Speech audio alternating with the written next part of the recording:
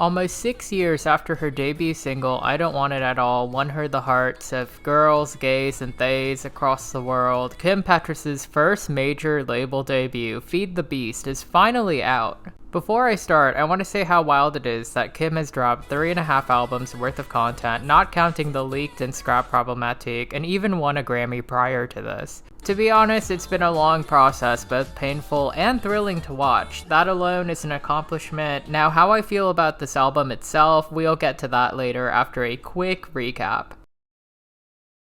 Where we left off in my Kim video series, I discussed how Kim's original debut album concept, Problematique, had been scrapped. Kim escaped pop star jail partly thanks to the roaring success of Unholy, a song with Sam Smith, a #1 smash. She also walked away with a Grammy from it, making her the first openly trans woman to win in the category of Best Pop Duo Group Performance. She even thanked Sophie in her speech, which was very touching.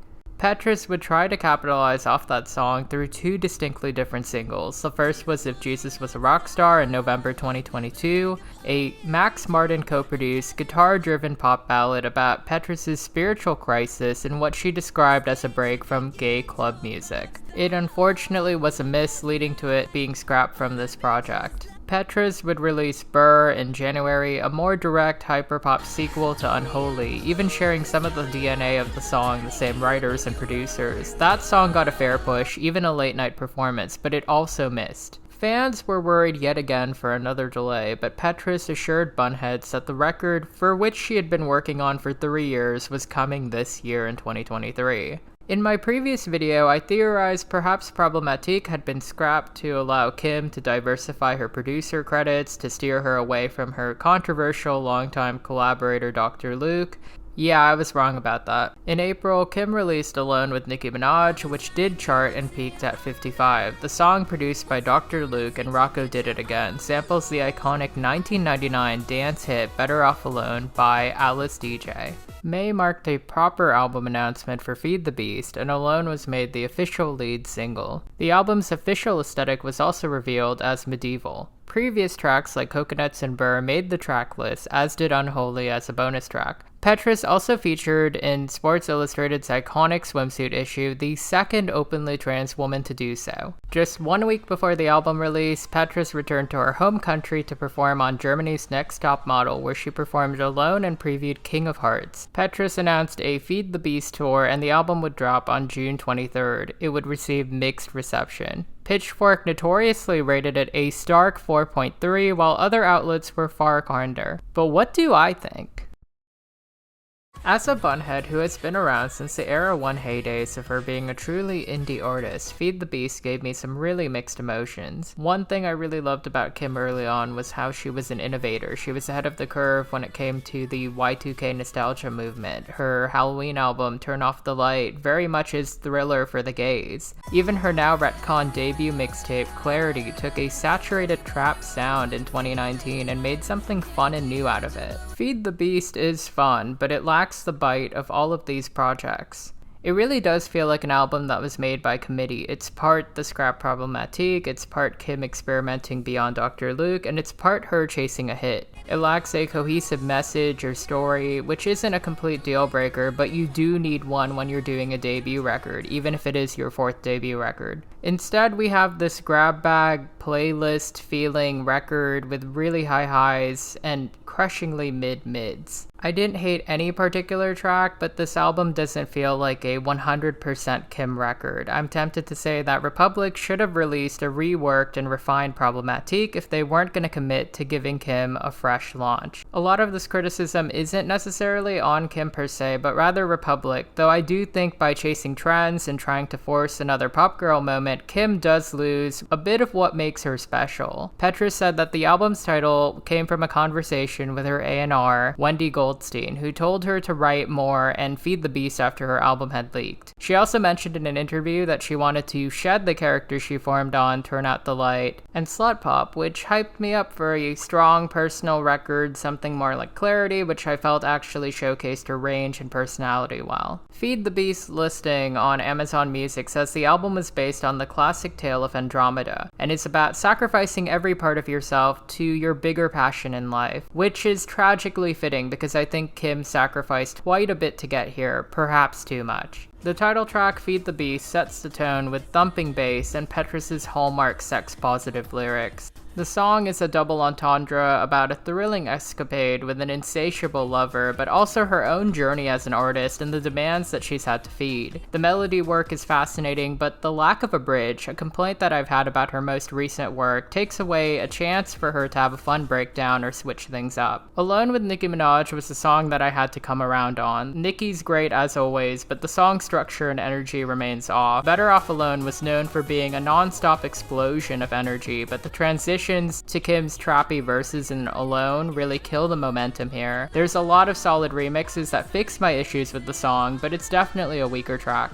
King of Hearts needs to be the next single. It has the relentless energy Alone was missing. Circuit's production here devours, Kim's vocals on here are killer, and I need the Ava Max remix because she'd sound amazing with Kim. The lyrics here are surprisingly insightful and they paint a clear confessional about a doomed romance. I really felt for Kim, definitely a crying in the club anthem that shows off what I love about Kim. The emotional voicing, the way that she blends into her instrumentals so well, and the melody work, excellent. 1,000 Pieces was previewed on Instagram in German in March, but the English version is a solid track. It evokes the sound of Clarity, which does mess with the cohesion of the album, but is a welcome change in pace. Much of Clarity showcased Kim's ability to render heartbreak pop so well, and here continues that sort of glum energy. Uh-Oh is clearly the next play at a TikTok hit, and it really does work. Ian Kirkpatrick, who produced much of Dua Lipa's current hits, works on this track, and he brings a funky canvas that Kim makes her own. The way that Kim almost raps through the chorus, you can feel her confidence. When she says, "Everything I drop is a banger," you believe it. The build up to the last chorus really gives her the space to end this song in style. It's just a lot of fun. Revelations was one of the stronger tracks off Problematic. Having it legally trips me out. The track's been floating around since 2021. Now the song itself is well-crafted pop, the verse work here, and the layered vocals, along with the 80s vibes, gel well together. The breakdown at the end remains a highlight. All that being said, it sounds so out of place on the track listing sandwiched between Uh-Oh and Bait.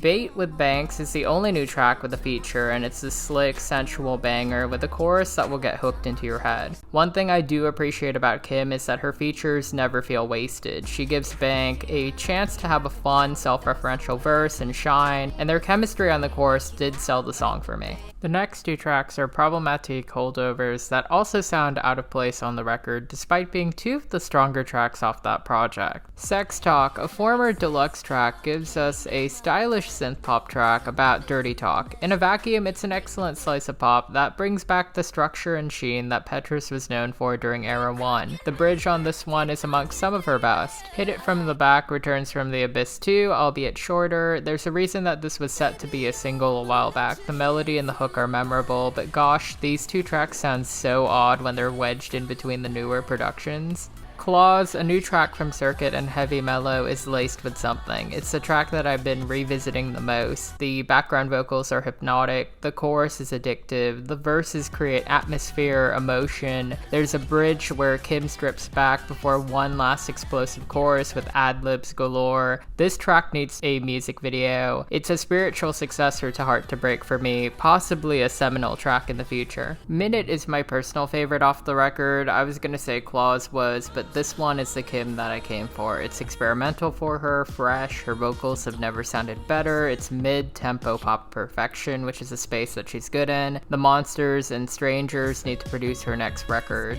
The lyrical substance on this one, it surprised me because it was giving early Kim. It's nostalgic, there's urgency to the track, it's romantic, it's desperate. The concept of time running out on love and needing every second to count is a common one, but Kim makes it sound new.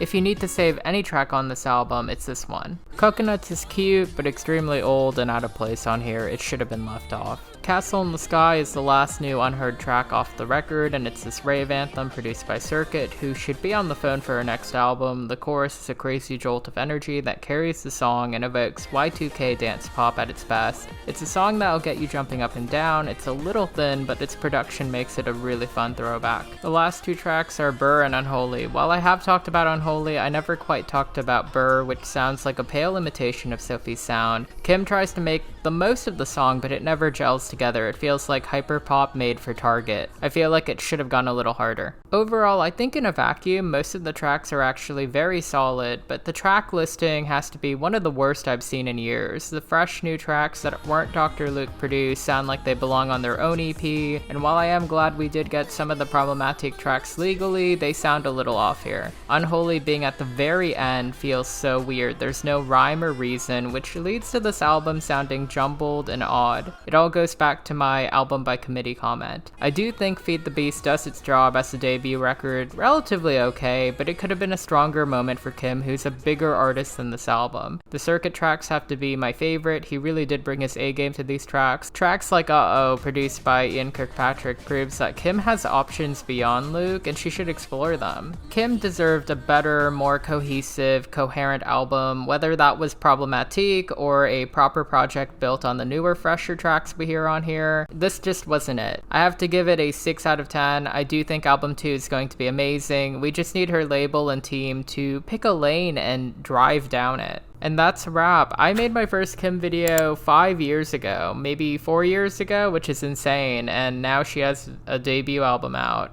I want to thank my subscribers, my members, new and old. Thank you guys so much for sticking with my channel, and I don't want to make a separate video on this. It's kind of related to this, but Kesha is free. While I don't think it was the exact justice that she wanted, I'm glad that she can move on from the legal cycle. It's kind of ironic putting this in my Kim review at the very end, but I did not want to make a separate video about that. I'm hoping that she finds her peace, and I am glad to see it. So yeah, next video I will see you guys.